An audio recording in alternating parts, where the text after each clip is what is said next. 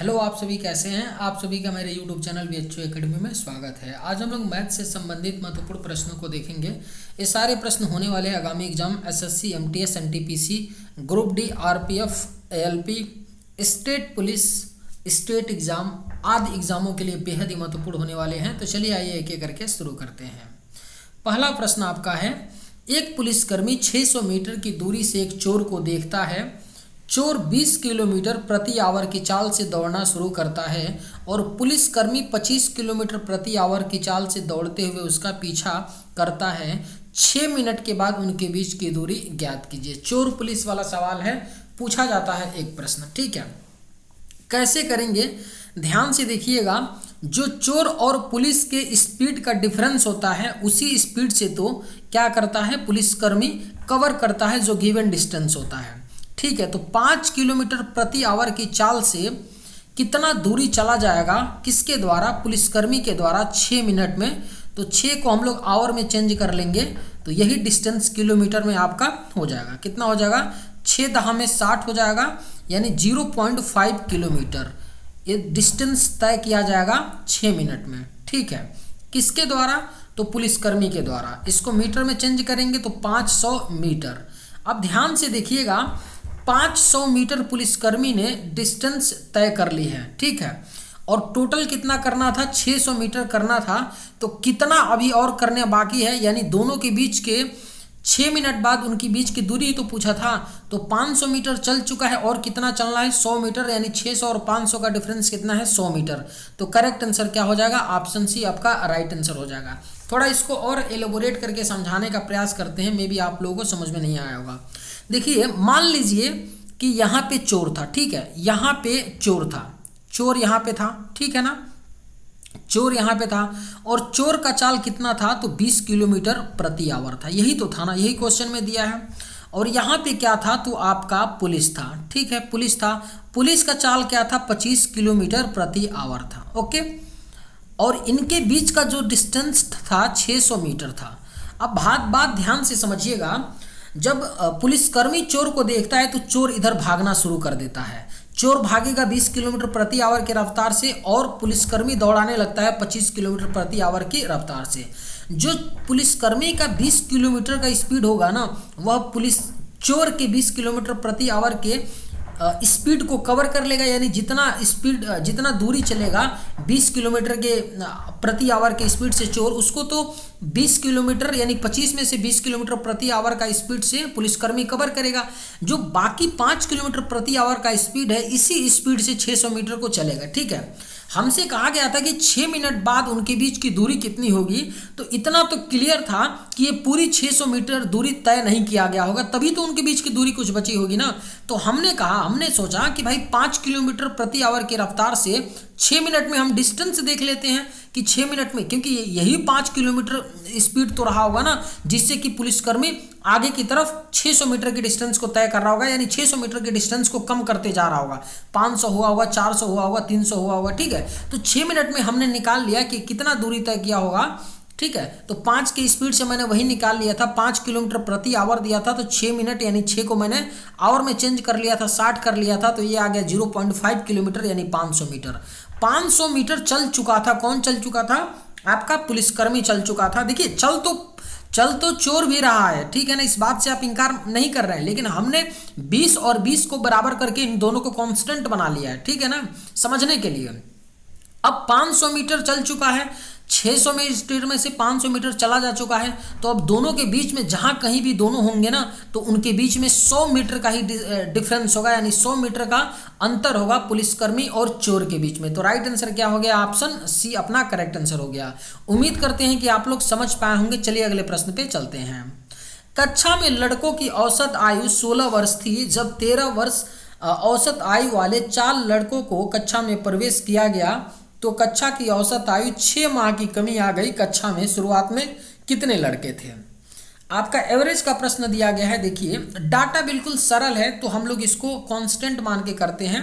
मान लेते हैं इनिशियल में जो लड़के थे R थे, तो उनकी R लड़के थे, तो उनकी औसत आयु 16 वर्ष थी। तो टोटल आयु कितनी हो गई, 16R हो गई। ठीक है, 4 लड़के और आते हैं जिनकी एवरेज कितनी है, 13, तो टोटल उनकी आयु कितनी होगी, 52 हो गई। अब 4 लड़कों के आने पर जो कक्षा का एवरेज था ना वो कितना हो गया था, 6 मार्क कम हो गया था। तो कितना हो गया था, आर में से टोटल कि 6 मार्क कम हो गया था, यानी कि 16 में से 6 मार्क कम होने का मतलब हो गया 15.5 मार्क। 6 मार्क माइनस कर देंगे, 6 मार्क माइनस का मतलब होता है 0.5 मार्क, ठीक है। अब टोटल लड़के कितने हो गए हैं, तो आर इनिशियल में थे और 4 लड़के और शामिल हुए थे। इसी को सॉल्व कर लेते हैं। 15.5 में आर का मल्टीप्लाई करेंगे और इधर लाएंगे तो कितना बच जाएगा, 16 आर में से घटाएंगे तो 0.5 आर बच जाएगा। ओके, और यहाँ पे 15 चौको 60 यानी 15.5 में 4 का मल्टीप्लाई करेंगे तो 62 और 62 में से 52 जाएगा तो कितना 10 आ जाएगा। तो आर बराबर कितना आ गया, इधर जीरो लगाइए, दशमलव हटाइए, 5 से 20, आर बराबर कितना आ गया 20।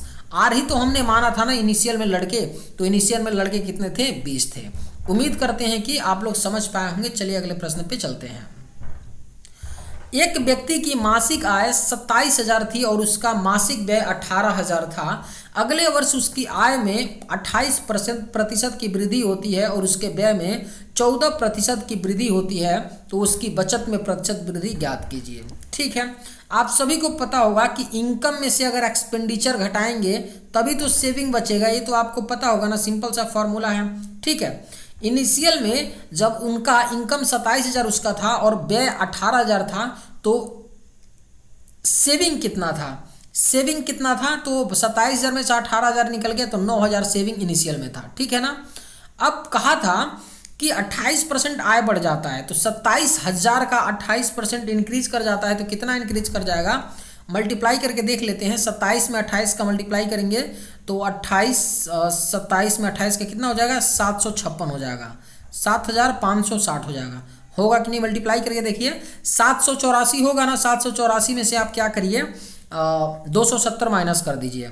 ठीक है, 784 में से नहीं, 270 नहीं, 27 दूना 54, यानी कि मल्टीप्लाई करके आप देख लीजिए। 28 सत्ते कितना हो जाएगा, तो 7/56 कर 6 5 और 7 दूना 14, 5 19 हो गया।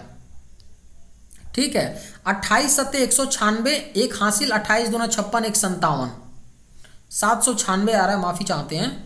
28 सत्ते कितना हो गया, 7/56, 6 5 और 7 दूना 14, 5 19, 1 हो गया, और 28 दूना 56, 1 57, यहाँ पे आएगा 796 आ गया ना।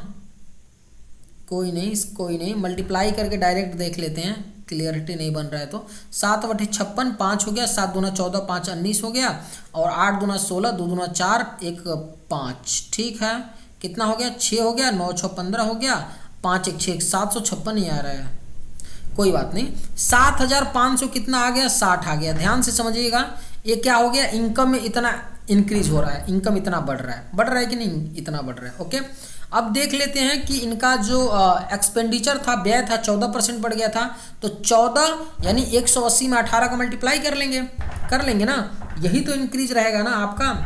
तो कितना बढ़ जाता है, 18 चौको 72, 18 का में 18 और 18 7 कितना हो गया, 25 हो गया, यानी 2520 क्या होता है, इंक्रीज हो जाता है। यही तो डिफरेंस रहा है ना, बात समझिएगा। यही तो इनका डिफरेंस अगर ले लेंगे तो हमको पता चल जाएगा कि कितना बढ़ा था 9,000 पे। इनका डिफरेंस लेंगे तो निकाल लेते हैं डिफरेंस। 0 हो गया, 4 हो गया, 0 हो गया, ये कितना हो गया, तो 5 हो गया। अब 5,000 जो आपका 40 है, ये 9,000 का कितना परसेंट है, यही तो हमको निकालना है ना। तो 9,000 का मतलब आपका 2 जीरो से 2 जीरो कट जाएगा 100 वाला, और 0 से 0 कैंसिल हो गया, 9 5 45, 9 6 54, यानी 56% इसका करेक्ट आंसर आएगा। ऑप्शन बी इसका राइट आंसर हो जाएगा। देखिए आप लोग ये नहीं समझ पा रहे होंगे शायद कि मैंने 9,000 तो यहाँ इनिशियल में क्या था, सेविंग था, तो मैंने इनमें से कैसे कर दिया 7,506। देखिए इसको जोड़ेंगे भी ना और जोड़ करके घटाएंगे भी ना तो भी क्या आएगा, जो इंक्रीज रहेगा आपका 5,040 की ही वृद्धि होगी। समझ पा रहे होंगे, 5,040 की ही वृद्धि होगी। तो मैंने डायरेक्ट जोड़ करके ना मैंने घटा लिया है, इसलिए इतना आ रहा है 5,040, और फिर इसका निकाल लेंगे 9,000 का कि कितना प्रतिशत वृद्धि हो रहा है। ठीक है, उम्मीद करते हैं कि आप लोग समझ पाए होंगे। चलिए अगले प्रश्न पे चलते हैं। राम ने 65,500 में एक टीवी खरीदा और उसे 89,080 में बेच दिया। उसे टीवी पर कितने प्रतिशत का लाभ हुआ, हमें ये बताना है। उसे टीवी पर सीपी दे रखा है, सीपी दे रखा है ना। और एक काम हम लोग कर सकते हैं, और उसे इतने में बेचा, सीपी दे रखा है और आपका एसपी दे रखा है और हमको प्रॉफिट पूछ रहा है 65,500। एक काम हम लोग कर सकते हैं, देखिए रेशियो दोनों का बना लेते हैं ना 89,080, और मैं इनको दोनों को काटने का कोशिश करता हूँ 5 से। 13,1,0 5 से 5 3 यानी कि 5 सत्ते 35, 4 5 अट्ठे 40, नहीं कटेगा ना, नहीं कटेगा, 5 से तो कटेगा ही नहीं ये। कोई बात नहीं, कोई बात नहीं, एसपी सीपी कोई बात नहीं। टीवी खरीदा, सीपी दे रखा है, एसपी दे रखा है ना, हमने सोचा ना काट के, कोई बात नहीं, 0 से 0 तो कम से कम कैंसिल हो जाएगा ना, 0 से 0 कैंसिल हो गया आपका। जब 0 से 0 कैंसिल हो गया, ठीक है, और 6,050 हो गया आपका, 6,550 हो गया, और अब डिफरेंस ले लेंगे तो कितना हो जाएगा 23,580, 23,000 कितना हो गया 580, 58, 2358 डिफरेंस आएगा इनका।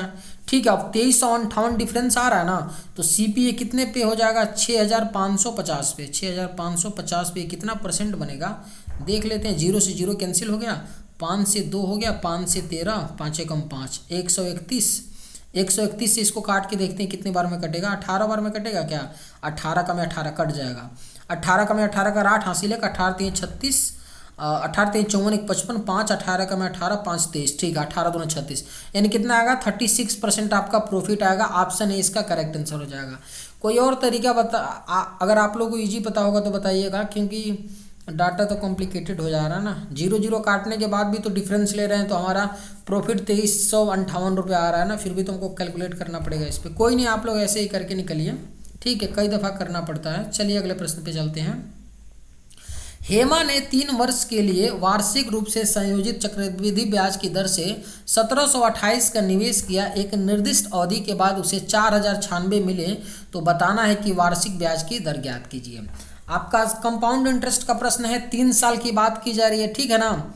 अमाउंट और पी का रेशियो दे रखा, रेशियो निकाल लेते हैं। 3 साल की बात कर रहा है तो इनका क्यूब रूट ले लेते हैं, 4096, ठीक है, 4096, और रूट क्यूब रूट ले लेते हैं 1728। 3 साल की बात हो रही है तो यहाँ 3 लिख लीजिए, 3 एक किसका होता है 16 का क्यूब होता है, और 1728 12 का होता है, तो 12। अब हमको पता चल गया ना, कितना पता चल गया, 12 की राशि 16 हो रही है, कितना 4 बढ़ रहा है कितने पे 12 पे, और 100 कर लेते हैं तो कितना आ जाएगा 4 3 12, 33.33% इसका राइट आंसर होगा। रेट 33.33%।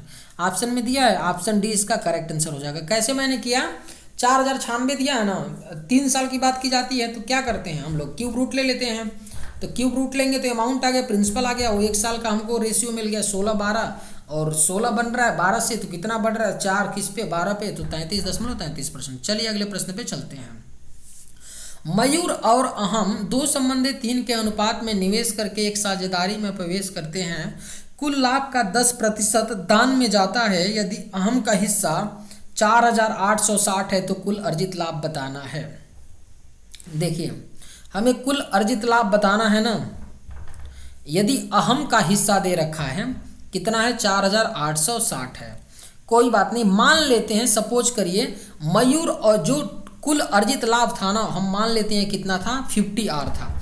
मैंने 50R क्यों माना, 50R मैंने क्यों माना, ध्यान से समझिएगा, क्योंकि 2 और 3 का मैंने सम देखा तो सम के मल्टीपल में ले लिया 5R मान लेते हैं, ताकि कट सके किससे 1/5 करे तो ठीक है। 50R मैंने मान लिया कि कुल लाभ था। इसमें इसका जो क्या था कि 10% कुल लाभ का दान चला जाता है, तो इसका 90%, 10% इसका कितना हो जाएगा 45 हो जाएगा, 5 हो जाएगा, तो बच गया कितना 45R बच गया, बचा ना। यही 45R क्या होगा 2 संबंधित 3 के अनुपात में मयूर और अहम में बटेगा, तो मयूर का इसमें हिस्सा कितना हो जाएगा 3/5, 5 से काटेंगे 5 9 45 9 3 27, यही होगा ना 27R। 27R अहम का हिस्सा है जिसकी वैल्यू दे रखा है 4,860।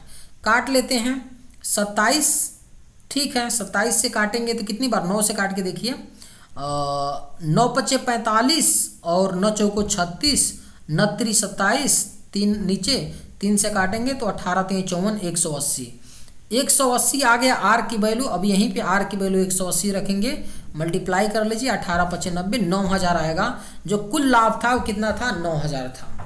उम्मीद करते हैं कि आप लोग समझ पाए होंगे। चलिए आज के वीडियो में बस इतना ही। अगर आप लोगों को ये वीडियो पसंद आए तो एक लाइक ज़रूर कीजिएगा, और किसी भी क्वेश्चन का अगर आपके पास एक लाइन का कोई तरीका हो तो आप लोग ज़रूर मुझे मैसेज करके बताइएगा कि इस क्वेश्चन का आपके पास एक लाइन में सलूशन है, मैं उसको अप्रिशिएट ज़रूर करूँगा। ठीक है, चलिए आज की वीडियो में बस इतना ही। अगर आप लोग को ये वीडियो पसंद आए तो एक लाइक ज़रूर कीजिएगा। थैंक्स।